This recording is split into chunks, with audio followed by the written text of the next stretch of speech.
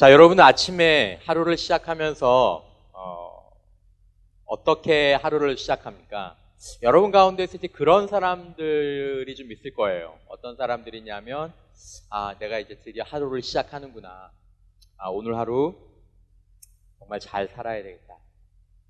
내가 오늘 하루 어떻게 살아야 될까 생각하면서 그렇게 살아야 되겠다라고 하루를 시작하는 사람들도 있을 거라고 생각합니다. 그런데 이제 하루를 시작하는 그 방식이 그렇지 않은 사람들도 있겠죠. 어떨까요, 여러분? 요즘 청년들, 또 여러분들 자신을 보면서 아니면 여러분들 주변의 사람들을 보면서 하루를 시작할 때 내가 어떤 삶을 살아야 될까? 내가 어떻게 살아야 될까? 이런 것들을 고민하면서 아니면 생각하면서 사는 사람이 많습니까? 아니면 그렇지 않고 그냥 사는 사람들이 많습니까? 좀 그냥 사는 사람들이 대체적으로 좀 많은 것 같아요. 그래서 오늘 우리 사회에 어떤 이런 진지함들을 결여한 부분들이 있는 것 같은데, 사실은 여러분들만 그런 게 아니라 요즘 삶을 사는 사람들 상당수가 그냥 자신이 살아왔던 대로 그 관성이라 그러죠. 달릴 때 멈추지 않고 그냥 쭉 살아왔던 그 관성대로 살거나, 아니면 내가 내일 어떻게 살지 그거는 내가 내일 일어나 봐야 아는 그런 사람들. 그렇죠? 내가 사는 건데 내일 내가 사는 거잖아요. 가령 예를 들어서 주일날 마치고 월요일날 우리 월요일 아침에 뭐 하자 그러면 월요일 아침에 글쎄 일단 뭐 해보고 일어나보고 일어나보고 나도 날 모르겠어. 일단 일어나보고 내가 그렇게 해볼게. 뭐 이런 이야기들을. 그리고 보통은 이게 참 애매한데요. 자기가 원하는 대로 삽니다. 원하는 대로. 근데 이게 조금 말이 좀 어폐가 있어요. 여러분 잘 살기 원합니까? 아니면 그냥 막 살기를 원합니까? 그럼 이제 내일부터 잘 살면 되잖아요. 그죠?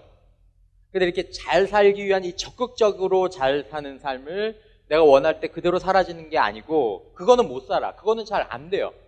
그러니까 자기가 원하는 대로 산다라는 말은 그냥 자기 마음 가운데 좀 이렇게 되는 대로 사라진다?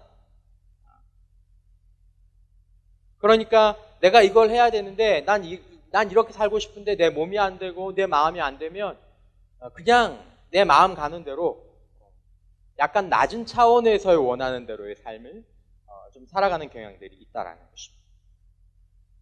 여러분, 제가 오늘 여러분들과 말씀을 하면서 여러분들에게 이런 삶을 살아라 저런 삶을 살아라 라는 이야기를 드리려고 하는 것들이 아닙니다. 이렇게 삶을 살다가 보통 사람들이 정말 내 삶에 대해서, 자신의 삶에서 멈춰서 내가 어떻게 살아야 될까, 어떤 삶을 살아야 될까 돌아보는 시간이 있는데, 언제 돌아봅니까? 그런 질문들을 언제 던지냐면 대체로 삶이 좀 망가진다, 많이 망가진 다음에, 아니면 갑자기 큰 일을 겪었을 때. 그리고 여러분 이게 참 아이러니한 건데요. 삶을 반성하는 지점이, 저도 그런 부분들이 없지는 않지만, 삶을 반성하는 지점이 대부분 자신의 삶을 스스로 통제할 수 없는 지경에 이르렀을 때에야 약간 후회처럼 자신의 삶에 대해서 돌아보게 된다는 거죠. 내가 왜 그렇게 살았지? 난 이제 어떻게 살아야 되지? 이런 질문들이. 여러분, 오늘 저녁에 여러분들과 제가 생각해보고, 그리고 우리의 나눔을 시작하는 첫 출발점으로 삼기를 원하는 질문은, 또 내용은 이것입니다. 여러분들과 제가, 특별히 여러분들 때에 오늘 내가 내리는 매일매일, 또 내가 살아가는 이 매일매일의 삶은 우리가 우리 삶에 대해서 내리는 결정과 결단이다라는 것입니다. 여러분, 그런 생각해 보셨습니까? 여러분들이 오늘 하루를 살았잖아요. 여러분들이 오늘 하루 살면서 여러분들은 여러분들의 인생의 미래에 대해서 상당히 많은 것들에 대해서 사인을 했습니다. 사인이 뭐죠? 오케이. 내가 동의한다라는 거예요. 도장도 많이 찍었어요. 벌써 한 해가 이렇게 중반까지 왔죠, 여러분? 여러분들이 굉장히 많이 사인을 하셨다고요. 이 사인의 의미를 아십니까? 여러분 도장 하나 찍어주는 거 의미 아세요? 굉장히 무서워요.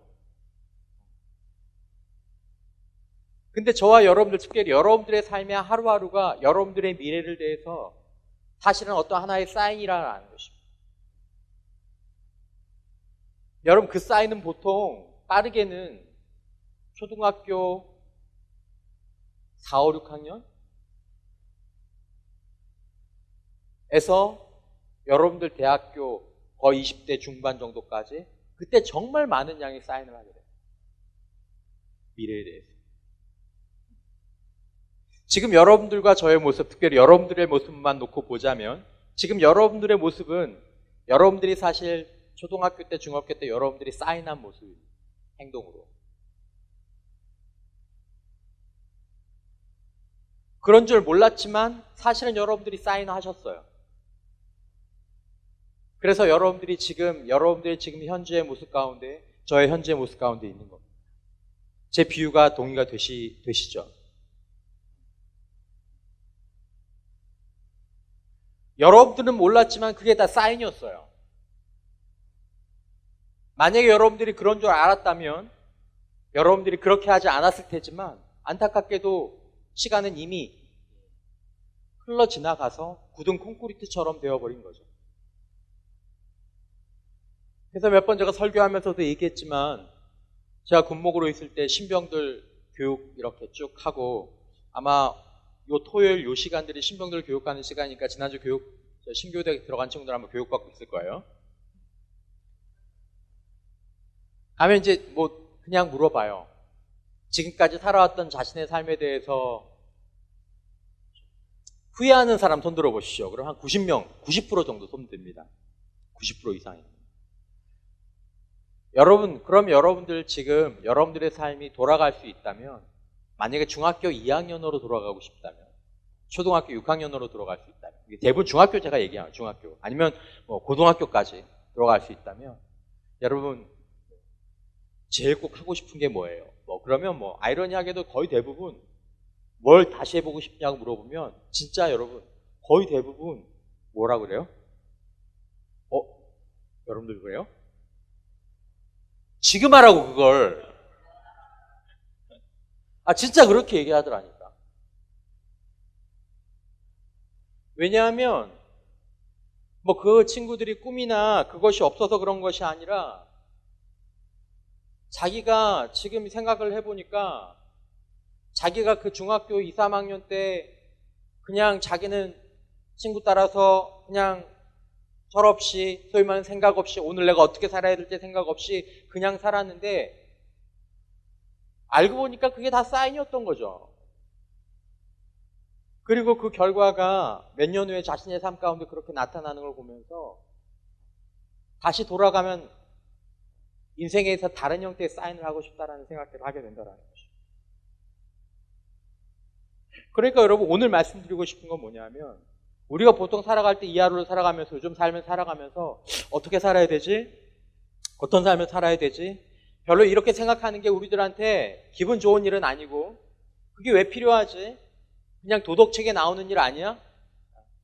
목사님 선하게 살아야 되는 거 알아요. 나쁜 거 하면 안 되는 거 알아요. 이 차원이 아니라 여러분들의 인생의 미래들을 여러분들이 결정해 나가고 있는 순간이기 때문에 우리가 이 자리에 모여서 삶에 대해서 생각하는 것이다라는 거죠. 이 주말 저녁에.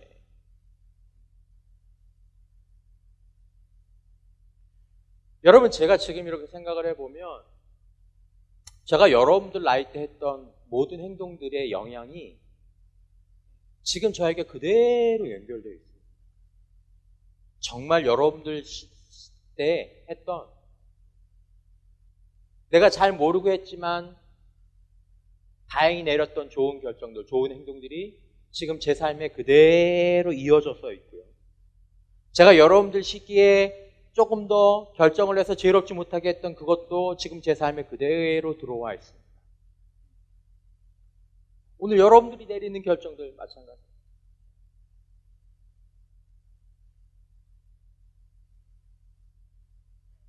운명이 달라지는 거예요. 운명이. 어떤 친구를 만날 것인가. 하나님께서 보이지 않는 손으로 개입해 주시는 것이긴 하지만 겉으로 볼 때는 여러분들의 선택인 거예요. 제가 제 아내를 만날 때 여러분들 나이 때 만났거든요. 여러분들하고 똑같이 철없었어요. 뭐 하는 거 없었어요. 저는 자매가 키가 커서 만난 게 아니에요. 난 절대로. 예뻐서 만난 것도 절대로 아니에요. 나는 이제 딱 하나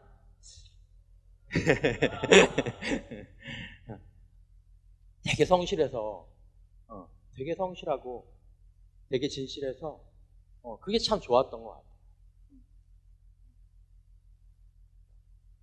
저는 아내하고 학교 다닐 때 사실 어디 밖에 많이도 안 가고 저는 진짜 기숙사 도서관 학교 여기만 이거 뺑글뺑글 다녔어요. 믿든지 말든지. 여러분 그때 만난 그 사람이 여러분 몇십 년 동안 제 아내가 되었고 제 자녀들의 어머니가 되었습니다. 저희 부모님의 며느리가 되었고. 여러분 무서운 겁니다. 하나도 삶에서 그냥 사라지지 않는 거예요. 장난으로 할 수 있는 게 없다라는 거예요, 여러분. 여러분들은 장난인데 그게 운명이 된다니까요.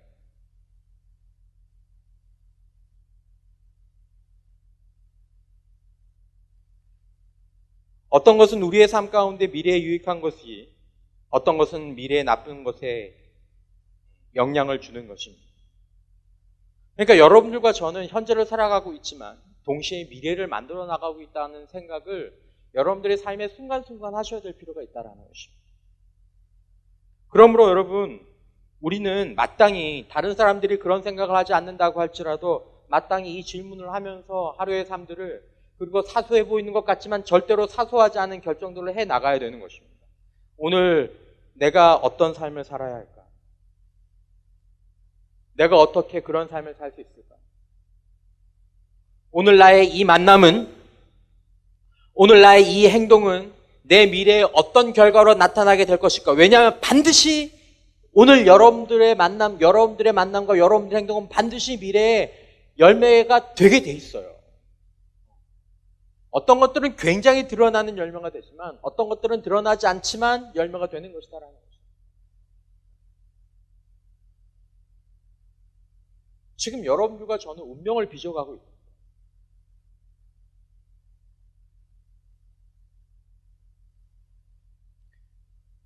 여러분 다시 말씀드리지만 어떤 삶을 살아야 될 것인가, 어떻게 그런 삶을 살 수 있을 것인가, 이것은 착한 일을 하고 나쁜 일을 하지 말아야 된다는 차원의 이야기가 아닙니다. 오늘 우리가 한 일이 씨앗이 되어서 우리 삶을 아름답고 풍요롭게 하거나 아니면 여러분들과 제가 한 일이 씨앗이 되어서 우리들의 삶의 장애물이 되는 것입니다. 저는 사실 이 장애물이 되는 이야기에 대한 얘기는 별로 많이 들고 싶지 않지만 사실은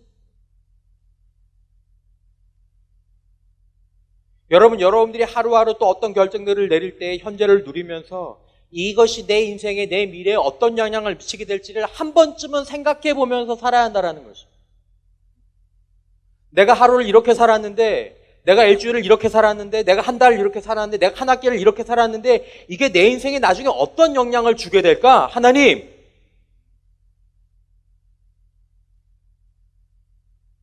이게 뭐 대단하겠어요? 그렇기 쉽지만 여러분, 지난주에 어떤 기사를 보니까, 저는 뭐 이 프로그램은 안 보는데 기사에 그런 프로그램이 나왔다. 프로듀스 뭐 101? 그런 프로그램들이 있죠. 뭐 옛날엔 여자 아이돌, 뭐 지금은 아마 남자 아이돌 1회가 딱 방송이 되는데 1회 방송 딱 된 다음에 3일인가 있다가 포털에 기사가 나가 딱 떴어요. 그 남자 아이돌 100몇 명 되는 아이들 가운데에서 그 자체에서 투표를 해서 1등을 받았던 어떤 그 유모 형제가 있는데 JYP 소속이더라고요.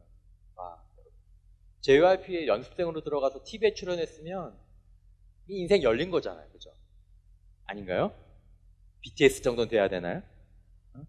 여러분 4일 만에 JYP에서 방출한다고 기사가 떴습니다. 21살이었거든요, 그 친구가. 이유는 고등학교 때 일진이었던 거예요. 고등학교 때. 그래서 뭐 확실하진 않지만 폭력에 연루했다는 얘기도 있고, 아니 이게 좋았던 사람이다라는 이야기들도 있고. 근데 어쨌든 그런 커리어가 있고, 뭐 나중에 또 기사 보니까 이제 교복 입고 담배 이렇게 키도 여러분 얼마나 크고요, 얼굴도 요만하고요. 그러니까 그 안에서 1등 먹었죠. JYP가 웬만한 애들 데리고 갔겠어요? 그렇죠? 교복 입고 술 마시고. 여러분 안 봐도, 난 그 사진 안 봤어요. 근데 뭐 비디오죠. 안 봐도 뭐 그 사진이 어땠을지. 첫 회 나가고 1등 한 다음에 이틀 만에 통편집 방출. 그 친구가 사과를 해서 이런 말을 남겼어요. 생각이 너무 어리고 너무 많이 어리고 세상을 몰랐던 학창 시절을 보냈다. 미성년자라는 신분으로 하지 말아야 했던 술, 담배 등 떳떳하지 못한 행동들, 그리고 저의 꿈. 그 다음 부분들이 참 마음이 좀 아팠는데요. 매일매일이 너무 무서웠다. 낭떠러지를 향해 혼자 계속 달려가는 심정이었고 늘 두려움과 걱정이 찾아왔다. 무슨 걱정이었겠어요? 나 옛날에 이렇게 살았는데 혹시 이것 때문에 문제가 되지 않을까? 혹시 이것 때문에 문제가 생기지 않을까? 높이 올라갈수록 그게 더 두려운 거예요. 그러니까 여러분 가운데 혹시 TV에 나올 일 있는 사람 없으면 마음 편하게 지낼 수 있는데, 높이 올라갈수록 불안한 거예요. 얼마나 불쌍해요, 여러분. 여러분 술 한 잔 안 마시는 거, 담배 한 대 안 피는 거, 누가 한 명 안 괴롭히는 거 어려울 수 있겠죠. 그렇죠? 그러나 여러분 그게 아무리 어려워도 그렇게 유명한 연예 기획사에 소속이 돼서 앞날에 창창해질 수 있던 그 미래와 바꾸는 것이 여러분 합당합니까? 안 하죠. 여러분들 세대에 내리는 결정들이 다 그만큼의 파급력을 가지고 있다는 거죠.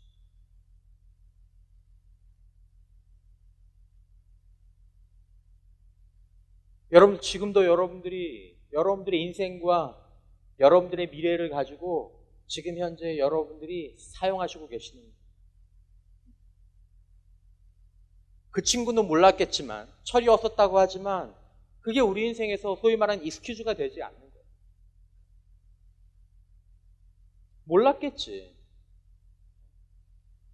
그 멋있는 거, 뻐기는 거 한번,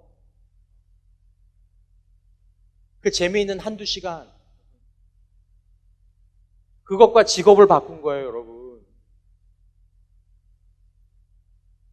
그것과 평안을 바꾼 거고, 그것과 진실한 환희를 바꾼 거고, 그것과 사람들의 칭찬을 바꾼 거고, 그것과 하나님 앞에서 기뻐하시는 일들을 바꾼 거예요, 여러분. 그때는 몰랐겠지. 근데 그런 거라니까요.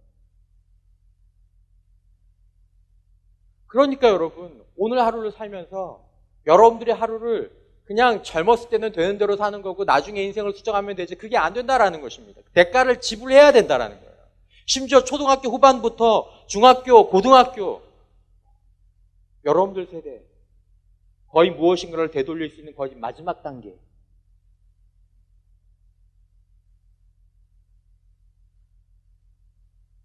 여러분 그래서 오늘 말씀을 나누는 것입니다. 여러분 본문의 내용을 한 사람의 삶으로 표현할 수 있습니다. 어떤 표현이냐면 이 사람은 하나님의 나라를 살아가는 사람. 하나님의 나라를 살아간다라는 말은 뒤에서 더 얘기를 하겠지만 이 사람의 삶이 어떤지 여러분 오늘 본문의 말씀을 다시 한번 봅시다. 한번 그려보면 로마서 14장 17절 18절 말씀에 보면 하나님의 나라는 먹는 것과 마시는 것이 아니요 오직 성령 안에 있는 의와 평강과 희락이라. 이로써 그리스도를 섬기는 자는 하나님을 기쁘시게 하며 사람에게도 칭찬을 받느니라.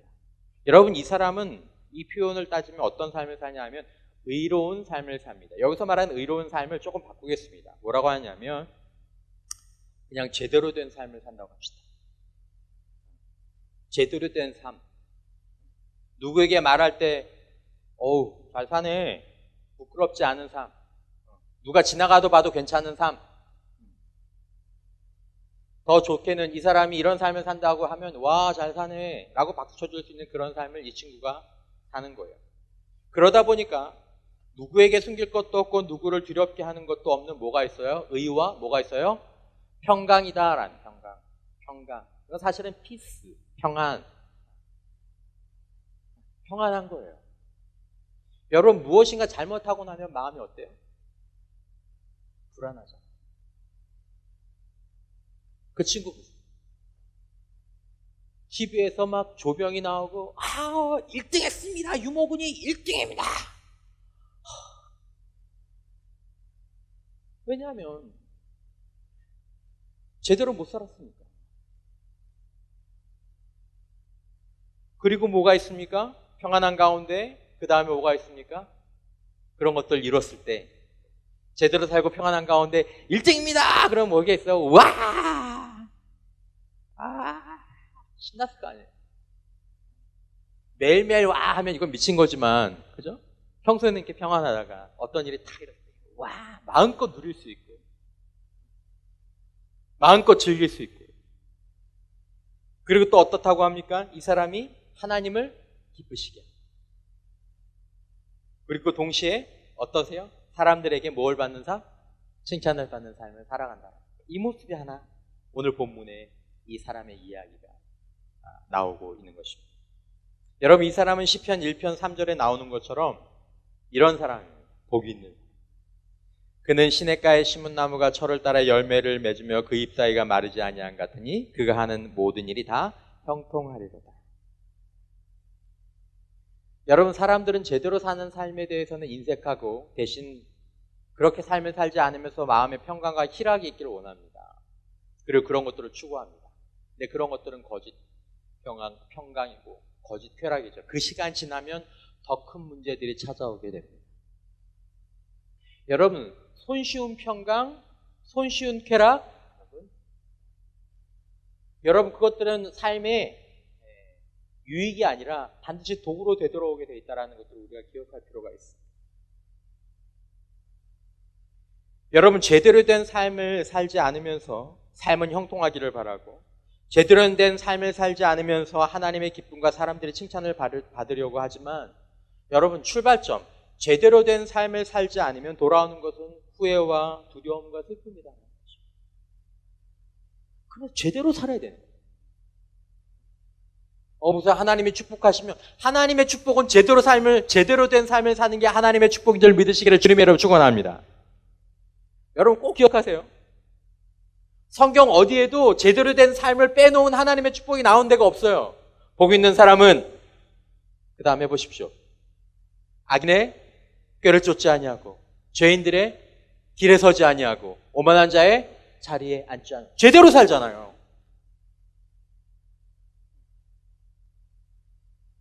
여러분, 하나님이 우리를 사랑하셔서 그냥 축복해 주실 수 있어요. 그러나 여러분, 아무리 하나님께서 우리를 축복해 주셔도 우리를 TV에 나오게 하시고 큰 지책에 올려주시고 하셔도 우리가 제대로 된 삶을 살지 않으면 그것이 나중에 우리들에게 더 큰 저주가 되는 거예요. TV에 나왔던 그 친구는 JYP에 영입이 안 됐으면 더 좋을 뻔했어요. 어떤 사람들은 사장이 안 되면 더 좋을 뻔했어요. 유명인이 아니면 더 좋을 뻔했어요. 왜냐하면 제대로 된 삶을 살지 않았어요. 그래서 여러분, 하나님은 제대로 된 삶을 살게 하시고 그 삶을 통해서 우리를 축복하시는 게 그분의 원리.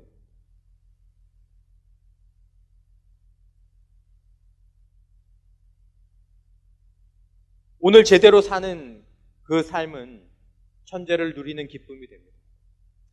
제가 여러분들에게 제대로 삶을 살라고 우리 함께 제대로 된 삶을 살자라고 얘기하는 건 지금 우리가 제대로 살지 않으면 우리가 평안을 누릴 수 없기 때문에 그렇습니다. 여러분 한 주를 제대로 살아보십시오. 하루를 제대로 살아보십시오. 저녁에 마음의 평안이 있어요. 또한 우리가 제대로 삶을 사는 것이 우리의 미래를 아름답게 만들어가는 가장 좋은 방법이기 때문에 그렇습니다. 제대로 사는 것.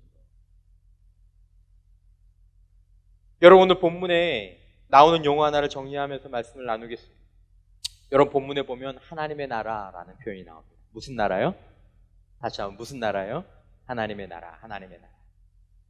여러분 하나님의 나라, 하나님의 나라가 뭐예요? 하나님의 나라. 여러분 예수님께서 하나님의 나라에 대해서 이런 표현을 하셨습니다. 마태복음 12장 28절에 보면 그러나 내가 하나님의 성령을 힘입어 귀신을 쫓아내는 것이면 하나님의 나라가 이미 너희에게 뭐하였느니라? 임하였느니라. 하나님의 나라가 이미 임했다. 하나님의 나라를 바꾸면 여러분들이 지금 대답은 안 했지만 하나님의 나라를 하면 천국이라고 생각하는 사람들이 있을 거거든요. 보통 천국과 하나님이라는 나라라는 말을 같이 사용하잖아요. 근데 여러분 성경은 굳이 천국이라는 용어는 뒤쪽으로 놓고 하나님의 나라라는 이 용어를 택해서 우리들에게 이야기를 하고 있습니다.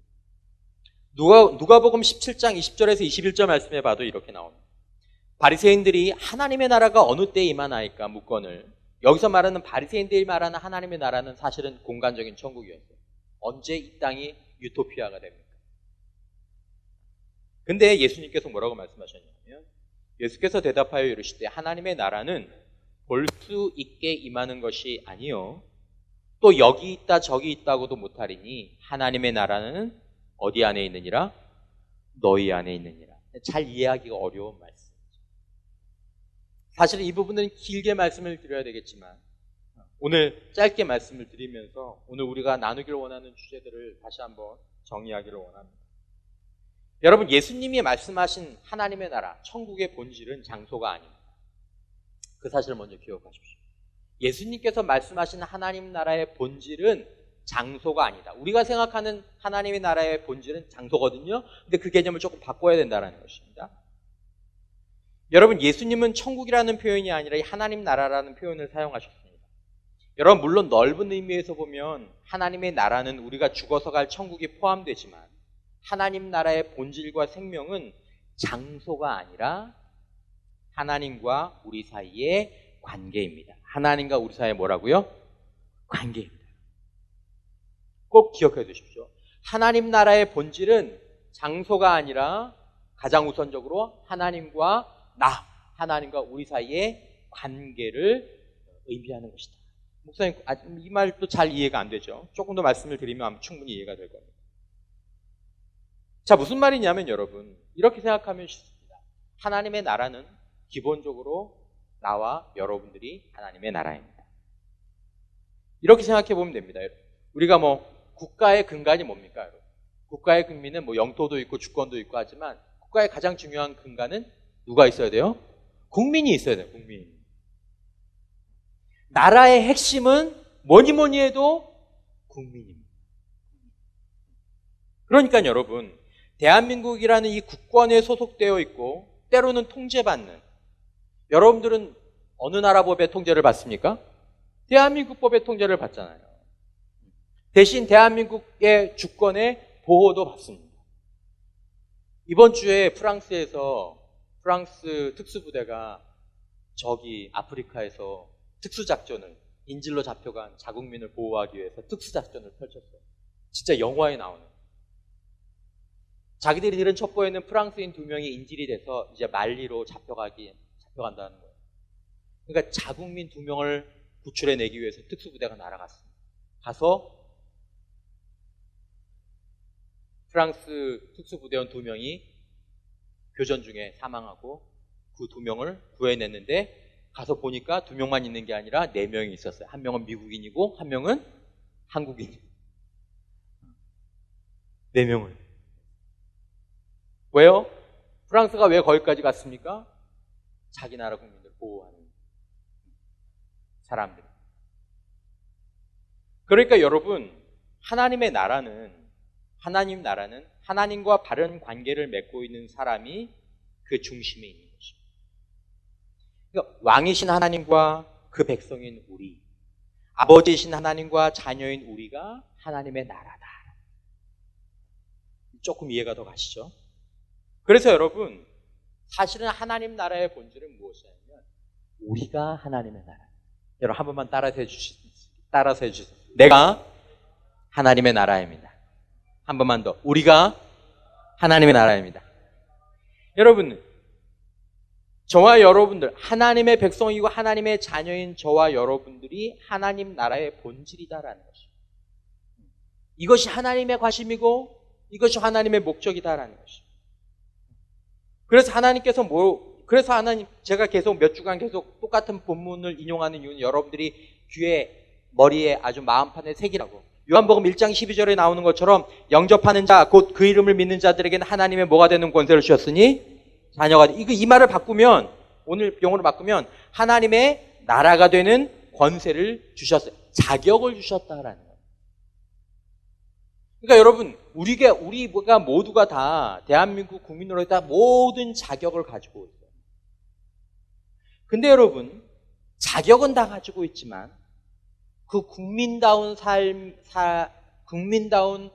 삶의 모습은 서로 좀 차이가 있습니다. 신부는 다 하나님의 나라인데 하나님의 나라의 모습을 드러내는 데는 차이가 있습니다. 말씀드리고 싶은 건 뭐냐면 저와 여러분들이 하나님의 나라를 사는 수준의 차이가 제대로 된 삶을 사는 수준의 차이고 그 삶의 수준의 차이가 운명의 차이고 영원한 운명까지도 갈라놓을 수 있는 차이가 된다는 것입니다. 여러분 베드로전서 2장 9절에 보면 베드로 사도가 이렇게 얘기합니다. 그러나 너희는 택하신 족속이요 왕같은 제사장들이요 무엇이요 그 다음에 거룩한 나라다. 베드로 사도 그 얘기를 합니다. 당신이 하나님의 나라입니다.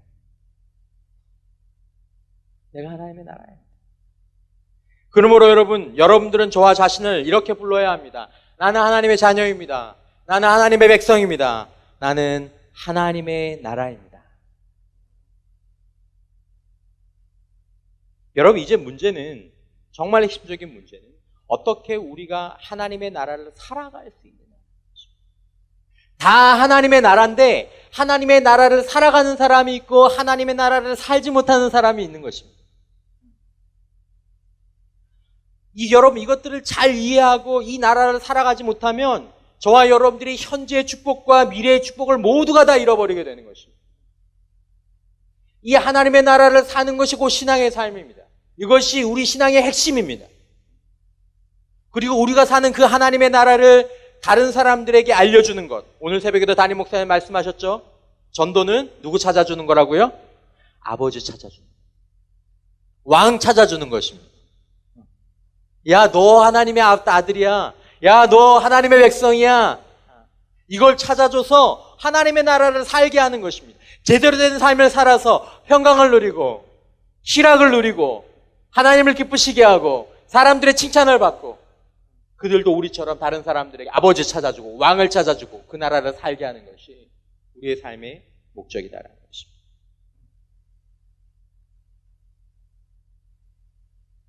여러분 말씀드린 것처럼 많은 사람들이 제대로 살지 못합니다. 그리고 제대로 살려고 생각도 안 합니다. 그러나 여러분, 저와 여러분들이 제대로 살아가려고 할 때, 그래서 진정한 의로운 삶, 평강과 희락의 삶을 살아가려고 할 때 우리가 고민하게 되는 것이 있습니다. 무엇이냐 하면 여러분들이 제대로 된 삶을 그래요 목사님, 저 앞으로 제대로 살래요. 제 인생의 후회는 어제까지입니다. 내일부터 내 인생의 후회는 없어야 합니다. 어제까지의 삶은 제가 끌어안겠습니다. 하나님께서 감당하게 하실 것입니다. 현재 하나님께서 책임지실 것입니다. 오늘부터는 제가 제대로 살겠습니다. 근데 살아보면 잘 돼요? 안 돼요? 안 돼요. 그러니까 영적인 원리를 알아야 한다는 것이죠. 왜 하나님이 하나님의 자녀와 백성을 삼으셨는지, 이 하나님의 나라를 어떻게 사는 건지 우리가 알아야 한다는 것입니다. 왜 나는 그런 삶을 스스로 살 수 없지? 왜 사라지지가 않지? 여러분, 사람들은 하나님 없이도 제대로 살아낼 수 있을 것 같은데 그게 안 된다는 것입니다. 하나님이 안 계시면 우리는 존재의 의미가 없습니다. 삶의 목적도 없습니다. 사라지게 됩니다. 여러분, 우리 삶에 대한 해답은 하나님이 갖고 계십니다. 살아계신 하나님, 영원히 살아계신 하나님, 그분이 우리를 지으셨고, 그분이 예수 그리스도를 이 땅에 보내주셨고, 그분이 십자가에서 우리의 죄를 위해서 그분을 내어주셨고, 부활의 능력으로 부활하게 하시고, 지금도 살아서 역사와 자연의 주관자 되신 그 하나님, 구약의 전도서 말씀은 청년들에게 이렇게 권면합니다. 화면엔 나오지 않지만 제가 읽어보겠습니다. 전도서 11장 9절에서 10절 말씀에 보면 전도서가 이 지혜자의 교훈이잖아요. 이렇게 얘기합니다. 청년이여, 내 어린 때를 즐거워하며 내 청년의 날들을 마음에 기뻐하여 마음에 원하는 길들과 내 눈이 보는 대로 행하라. 네 마음대로 살아라. 네 좋을 대로 살아봐라. 그러나 하나님이 이 모든 일로 말미암아 너를 심판하실 줄을 알라. 네가 마음대로 살면 너의 삶에 제대로 삶을 살지 못한 그 결과가 너에게 그대로 임하게 될 것이다. 그런즉 근심이 내 마음에서 떠나게 하며 악이 내 몸에서 물러가게 하라. 어릴 때와 젊은 머리의 시절이 다 헛되니라. 그러면서 12장 1절에 뭐라고 얘기합니까? 너는 청년의 때에, 목사님 젊을 때 제 마음대로 좀 살아보고요. 그 다음에 아니요, 청년의 때, 인생을 만들 때, 인생을 준비할 때 너의 창조주를 기억하라.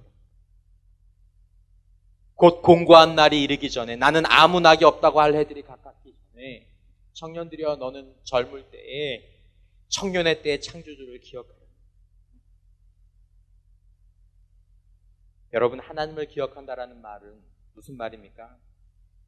하나님이 나의 아버지 되시고 하나님이 나의 왕이 되실 때 우리는 비로소 제대로 된 삶을 살게 되고 제대로 된 삶을 누리게 되고 하나님의 기쁨과 사람들의 칭찬 속에 살아갈 수 있게 된다는 것입니다.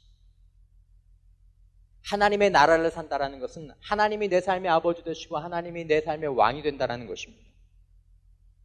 여러분, 다시 한번 말씀을 드리지만 이제 오늘 설교의 가장 중요한 부분을 말씀드리고 여러분 맺게 됩니다. 하나님의 나라는 철저하게 하나님과 나 사이의 인격적인 관계입니다. 여기에 주목하십시오. 하나님의 나라를 산다라는 말을 이해하는 게 굉장히 중요한데요, 여러분. 목사님, 저 하나님을 아버지로 섬기고 왕으로 섬기라는 얘기 많이 들었습니다. 많이 들었죠, 여러분. 더 정확하게 이것들을 이해해야 될 필요가 있다는 것입니다. 무슨 말이냐면 여러분, 하나님의 나라는 오늘 바울 사도가 얘기한 것처럼 뭘 하느냐 마느냐의 문제가 아니다라는 것이, 그건 결과입니다, 여러분. 그걸로는 하나님의 나라를 사는 게 아닙니다. 하나님의 나라는 첫 번째, 삼위일체 하나님과 저와 여러분들이 어떤 관계 가운데 있느냐로 평가하는 것입니다. 목사님, 하나님과 내가 어떤 관계에 있어야 합니까?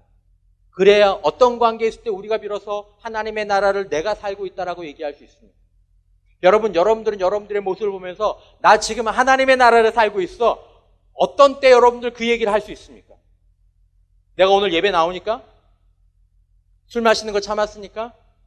아니면 이번 주에 내가 나쁜 짓 하나도 안 했으니까? 성경에 나오는 이런 것들을 다 지켰으니까 내가 하나님의 나라를 살고 있다고 얘기할 수 있습니까? 지금 사도 바울이 그게 아니라는 얘기를 하는 거예요.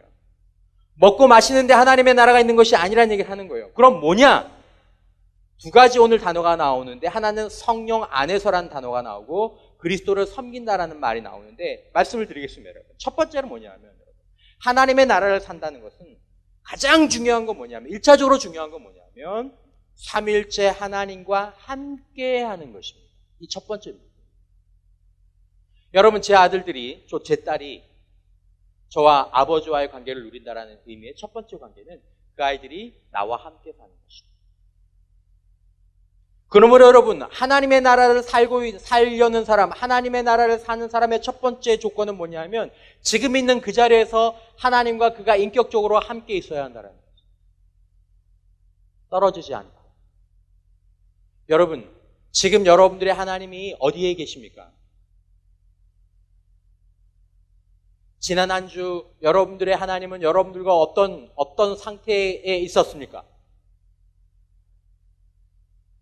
얼마나 자주 그분을 바라보셨습니까? 주님이 여러분들의 곁에 계셨습니까? 하루 24시간? 어떤 상황에서 결정을 내려야 될 때, 어떤 말을 하려고 할 때, 어떤 생각을 하려고 할 때 그 하나님이 여러분들 곁에 계셨습니까? 여러분들은 믿음의 눈으로 그분을 의식하셨습니까? 하나님의 나라를 살기 위해서 가장 중요한 것은 그분과 먼저 함께 있는 것입니다. 신앙의 편차는 있지만 가장 중요한 것은 무엇이냐 하면 일단 아버지께로 돌아와야 한다는 것입니다. 주님 여기 계십니다. 하나님의 나라가 여기 있다 저기 있다고 하지 말라. 하나님의 나라는 내 어디에 있느니라? 내 안에 있느니라. 내 안에. 너희는 하나님의 성전이요. 내 안에 하나님이 계신데 내 안에 계신 그 주님을 믿음의 눈으로 바라보는 그 순간부터 하나님의 나라가 시작되는 것입니다. 내 안에 계신 주님을 의식할 때부터 하나님의 나라가 시작되는 것입니다. 그러나 여러분 그것이 다 하나님의 나라의 전부를 의미하는 것은 아닙니다. 두 번째 문제가 있어요. 뭐냐면 내가 함께한 그 하나님과 바른 위치 가운데 있어요. 내가 하나님과 함께 있게 되었습니다. 아버지와 함께 있게 되었습니다.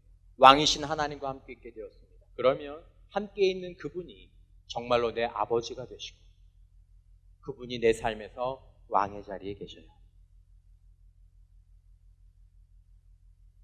그 주님이 함께 계신 그 주님이 지금 현재 나에게 주인의 역할들, 왕의 역할들을 왕의 위치들을 감당하셔야 합니다. 함께 계신 주님이 내 말에서 왕의 역할을 하셔야 합니다. 함께 계신 그 주님이 내 생각 가운데에서 왕의 역할들을 하셔야 됩니다. 여러분. 다시 한번 말씀드려 이것은 여러분들에게 착한 말을 해라, 바른 생각을 해라라고 얘기하는 것이 아닙니다. 이것은 항상 현재적인 상황입니다. 지금 계신 그 주님이 내 삶에 지속적으로 영향을 미치시는 것입니다. 내 말에, 내 생각에, 내 행동에, 내 결정에 왕으로서 아버지로서 어떤 사람은 주님을 바라보지만 그분을 아버지로서 바라보지 못하고 왕으로서 모시지 못하는 사람이 있습니다. 여기 와서 함께 주님을 찬양하고 예배합니다. 그분을 바라봅니다. 그러나 그의 삶 가운데서 그분이 주인이 아니시고 그분이 왕이 아니시고 그분이 아버지가 아닌 사람이 있습니다. 그러면 하나님의 나라가 드러나질 않아요. 나타나질 않아요. 여러분들의 부모님 가운데서 좋은 부모님 계신 분 계실 것입니다. 좋은 부모님은 자녀들에게 좋은 영향력들을 주려고 합니다. 그러면 자녀가 그 부모의 말과 행동을 보면서 순종하고 따라야 합니다. 그러면 좋은 아버지의 역할들이 나타날 것입니다. 그러나 아이들은 자신이 성숙하게 되기 전까지 자신의 부모의 이야기보다는 자기 의견을 더 많이 하죠. 아이들이 제일 먼저 배우는 말이 뭐죠? 그렇죠. 엄마 다음에 싫어! 싫어! 싫어? 여러분, 여기에 필요한 것이 무엇이냐면 바로 자기 부인입니다. 자기 부인. 내가 주님과 동행하면서 하나님의 나라를 누리려고 할 때 하나님이 이제 제 삶의 왕이십니다. 제가 바라보는 하나님, 믿음의 눈으로 바라보는 하나님의 제 삶의 주인이십니다. 고백은 그렇게 하고 삶을 살아가는데 어떤 삶에서 누구와 만나서 무슨 얘기를 하려고 하는데 내 마음 가운데서 하나님께서 그렇게 말하지 않는 것이 좋겠다 라고 말씀하십니다. 아니면 내가 삶을 살아가면서 이런 말을 하려고 하는데 내 주님께 여쭤봅니다. 주님, 지금 제가 어떻게 말해야 할까요? 어떻게 행동해야 될까요? 저는 이렇게 하고 싶은데 이렇게 해야 될 것 같은데. 근데 하나님께서 다른 말씀을 기억하게 하십니다. 지난주에 들었던 하나님의 말씀, 내가 읽었던 하나님의 말씀, 아니면 성령께서 내 마음의 감동으로 너 용서해야지, 네가 먼저 사과해야지, 네가 이해해야지. 하나님 또요? 그래, 그게 내 뜻이다. 자기 부인. 하나님 저 저기 가고 싶은데요. 그게 네 인생에 유익할까? 이게 지금 내 인생의 가장 좋은 선택일까? 하나님께서 나에게 말씀하신다면 내 안에서 갈등하면서 왕이신 하나님, 아버지신 하나님, 제가 제 삶의 주권을 다시 한번 하나님 드립니다. 하나님의 결정이 저의 결정이 되기를 원합니다. 지금 제가 함께 계신 아버지의 결정이 제 결정이 되기를 원합니다. 그런 삶을 살아갈 때 우리의 발걸음이 악한 자들의 꾀를 떠나고 죄인의 길을 떠나고 오만한 자의 자리를 떠나게 되는 것입니다. 내 삶의 현재를 지켰더니 내 삶의 평강이 찾아옵니다. 뭐가 두렵습니까? 뭐가 두렵습니까? 여러분 그 예화 들어보셨습니까? 아주 오래된 예화인데 실제로 있었는지 없었는지 모르겠지만 인간의 마음을 딱 반영한 겁니다. 영국에서 어떤 공무원들한테 무작위로 똑같은 편지를 보냈습니다. 저는 지난달에 당신이 했던 일을 알고 있습니다. 그것들을 상부에 보고하겠습니다. 얘기했어요. 그랬더니 상당수의 공직자가 사표를 내고 나왔습니다. 왜죠? 여러분 우리가 하려고 하는 것들 가운데, 우리가 하고 싶어 하는 것들 가운데 우리 인생에 아름답지 못한 일들, 우리가 나중에 후회해야 될 일들을 우리가 마음으로 갈망하고 갈구하는 때가 많아요. 그러므로 하나님께서 우리의 인생들을 잡아가지고 가시려면 자기의 부인이라는 그 끈들이 주님께 주어져야 한다는 것입니다. 예수님께서 마태복음 16장 24절에 이렇게 말씀하셨습니다. 이에 예수께서 제자들에게 이르시되 누구든지 나를 따라오려거든. 이게 뭡니까? 하나님의 나라를 사는 것입니다. 따라간다. 두 가지 의미가 있죠. 하나님과 함께 그리고 주님을 따라가는. 오려거든. 자기를 부인하고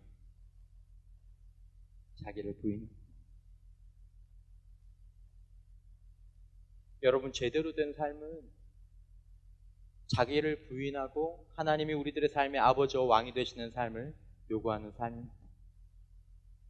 그러면 오늘 내가 조금 힘들지 모르겠지만 여러분들이 자기를 부인하고 주님을 따른 그렇게 말하고 그렇게 생각하고 그렇게 행동한 그날 여러분들은 평안한 잠을 자게 될 줄 믿으시기를 주님의 이름으로 축원합니다. 여러분 후회하지 않습니다. 여러분 경험해 보셨잖아요. 여러분 막 가고 싶은데 안 갔어. 그리고 집에 와서 생각해보고 자고 나니까 안 가길 잘했네. 안 하길 잘했네. 얼마나 좋아. 그렇게 일주일이 되고 한 달이 되면 평강이 찾아오고 남은 에너지가 거룩하고 선한 일들에 집중이 되고 환희의 순간들이 찾아오고 하나님 앞에 나아갈 때 하나님 안에서 이런 삶을 살았습니다. 저는 마음이 참 기쁩니다. 아들아 나도 기쁘다. 주변의 사람들이 야 너 잘 산다. 나도 너처럼 살았으면 좋겠다. 칭찬하고 우리의 이야기가 그렇게 하나님의 나라 이야기가 되는 것입니다. 사랑하는 형제자매 여러분, 저와 여러분들 모두가 다 정말 하나님의 나라를 살아가는 은혜가 있게 되시기를 주님의 이름으로 축원합니다. 그것이 우리의 복입니다. 우리의 큰 복입니다. 우리를 제대로 살게 해서 우리의 평강과 희락과 하나님을 기쁘시게 함과 사람들의 칭찬함을 가져오게 하는 놀라운 복입니다. 그 삶을 통해서 다시 한번 그 삶을 갈망하면서 여러분 돌아오는 한 주 하나님께서 아들아 딸아 이제 내 나라를 살자라는 그 부르심에 나는 너가 내 나라를 살도록 하기 위해서 너를 자녀 삼았으니까 이제 신분만 그렇게 살지 말고 나와 함께 내 자녀로서 내 백성으로 살아가자라는 그 초청에 아름답게 응답하심으로 말미암아 몇십 년이 지나서 돌아보는 여러분들의 인생에 후회가 없는 그런 인생들, 그런 복된 살들이 우리들에게 있게 되시기를 주님의 이름으로 축원합니다.